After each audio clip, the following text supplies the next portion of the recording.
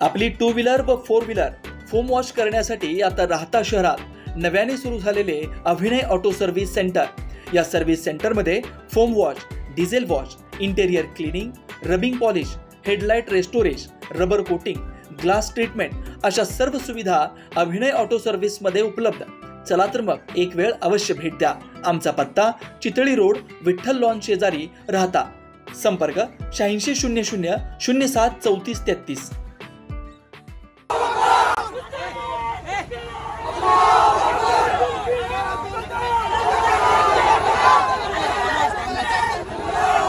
राहता शहरातील मुस्लिम समाजाच्या वतीने सरला बेटाचे मठाधिपती रामगिरी महाराज यांच्यावर गुन्हा दाखल व्हावा यासाठी श्री छत्रपती शिवाजी महाराज चौक ते राहता पोलीस स्टेशन पर्यंत मोर्चा काढण्यात आलाय।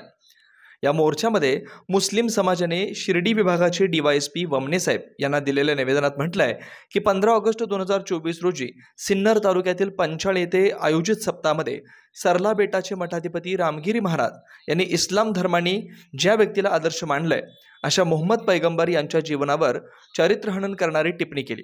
जी व्यक्ती वयाच्या 50व्या वर्षी 6 वर्षाच्या मुलीशी लग्न करू शकते त्यापेक्षा मोठा अत्याचार काय असतो अशा एक ना अनेक विधाने करून मुस्लिम समाजाच्या धार्मिक भावना विनाकारण दुखावल्यामुळे मुस्लिम समाजाचे मन दुखावले असून रामगिरी महाराज यांच्यावर कडक कारवाई करून त्यांच्यावर गुन्हा दाखल करण्याची मागणी मुस्लिम समाजाच्या वतीने करण्यात आली। मौलाना यांनी त्वरित रामगिरी महाराज यांच्यावर गुन्हा दाखल करण्याची मागणी केली।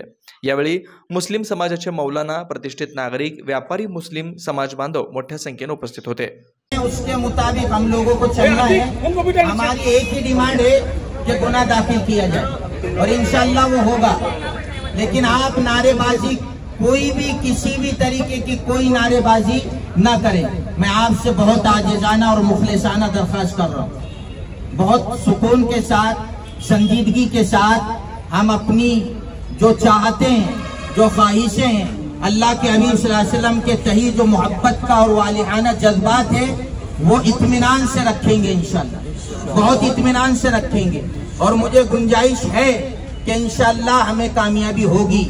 शायर कहता है, देखिए शायर कहता है, जान मांगे जान देंगे, माल मांगे माल देंगे, मगर हमसे ये ना हो सकेगा कि नबी का जहवो जलाल देंगे।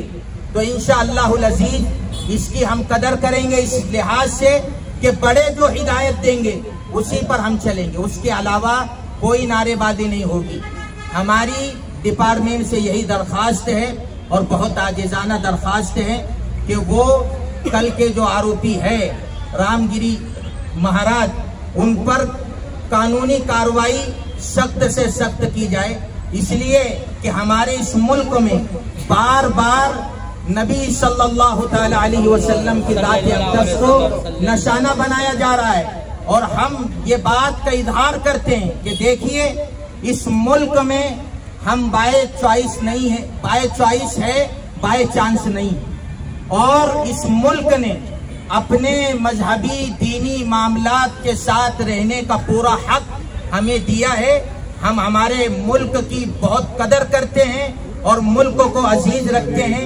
हमारे इस मुल्क में ऐसी होने वाली घटनाएं बेहद मजमूम है और हम उसका पुरजोर अल्फाज में मजम्मत करते हैं। और हुकूमत वक्त से और कानून और डिपार्टमेंट से ये दरख्वास्त करते हैं कि आप हमारे लिए आज आरोपी पर गुनाह दाखिल करें। जब तक गुनाह दाखिल नहीं होगा इंशाअल्लाहुल अज़ीज हम यहाँ से नहीं हटेंगे। आज राहता तालुका मुस्लिम समाज जो एक साथ यहाँ पर जमा हुआ है, उसकी वजह कल नासिक जिले में रामगिरी नामक एक बंदे ने अल्लाह के नबी सल्लल्लाहु अलैहि वसल्लम पर जो बेबुनियाद इल्ज़ामात गढ़े हैं और इस्लाम की तमहीद, गलत तमहीद जो लोगों के सामने पेश की है, जिससे इस्लाम की एक गलत सोच और फिक्र लोगों के सामने गई है। हम पूरे महाराष्ट्र बल्कि पूरे मुल्क, खासतौर से राहता तालुका इस बात का निषेध करते हैं कि रामगिरी नामक बंदे ने जो भी बकवास की है उसका हम पुरजोर अल्फाज में विरोध और निषेध करते हैं। और यहाँ पर जमा होने का मकसद हम पुलिस डिपार्टमेंट को कहते हैं कि उस पर बगैर ताखीर के कानूनी एतबार से सख्त कार्रवाई हो, क्योंकि अब ये ट्रेंड चल चुका है। कोई भी बंदा आकर के मजहबी इख्तियारों पर गलत सलत बातें करके अपनी पॉलिटिकल रूढ़ियां सीखने की कोशिश करते हैं, ये सभी को पता है। इसलिए हुकूमत की तरफ से ऐसे लोगों पर पाबंदी लगना जरूरी है। खास तौर से ऐसे मामले में हमने गुज़िश्ता नुपुर शर्मा के मामले में भी कहा था एक सख्त कानून बनाया जाए, जिससे ऐसे पागल लोगों की जो तो हिम्मत ना हो सकेगी। लेकिन हुकूमत भी जो तो इस खेल में मुलव्वी से लगी हुई है। इससे सिर्फ हमारे समाज का नहीं है, बल्कि हमारे मुल्क का, हमारे स्टेट का, हमारे सूबे का नुकसान हो रहा है।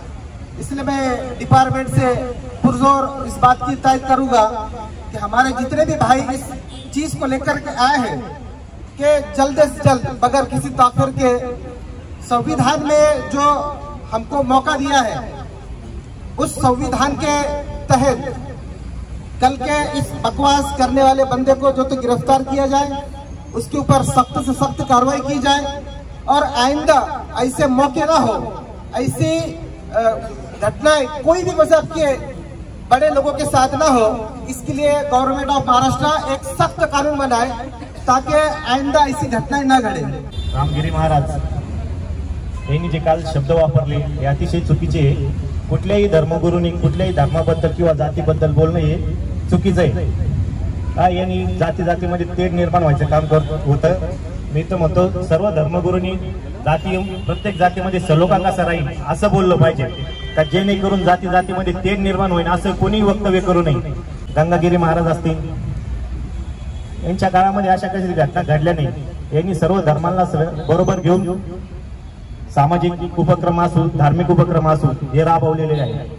त्याच्यामुळे मी या रिपब्लिकन पार्टीच्या वतीने या घटनेचा निषेध करतो। असं कुठल्याही धर्मगुरूंनी वक्तव्य करू नये हीच मी आपल्या सर्वांच्या वतीने विनंती करतो। जय भीम जय भीम। इथे जमलेले सर्व मुस्लिम बांधव, आपण जो शांततेत मोर्चा काढलाय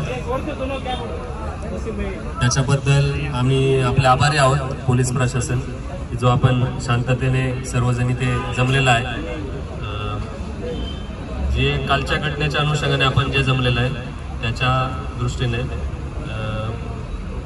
आपल्या जिल्ह्यामध्ये गुन्हे दाखल झालेले आहेत आणि नाशिकमध्ये पण गुन्हा दाखल झालेला आहे। तरी आम्ही त्याच्यावर आपण जे जमले आपल्या भावनांचा आधार ठेवून त्याच्यावर योग्य ती कारवाई करू असं मी आपल्याला सांगू इच्छितो। आणि एक आवाहन पण करू इच्छितो आपल्याला की सोशल मीडियाच्या माध्यमातून जे काही मेसेज पसरवले जात आहेत त्याच्यावर कोणी पण त्याला फॉरवर्ड करू नका आणि आपल्याकडून पण असे कोणते मेसेज ठेवले जाणार नाहीत याची काळजी घ्या।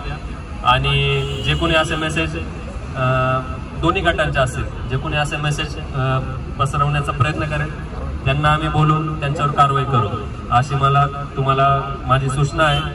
त्याच्यामुळे सोशल मीडियाच्या वापरावर सर्वांनी आपला नियंत्रण ठेवावे असे आमचे तुम्हाला पोलीस दलाच्या वतीने आवाहन राहील। जे आपले राहताचे प्रतिष्ठित लोक आहेत त्यांच्याशी आम्ही आता चर्चा करू आणि पुढील गोष्टी ठरवू। ठीक, धन्यवाद।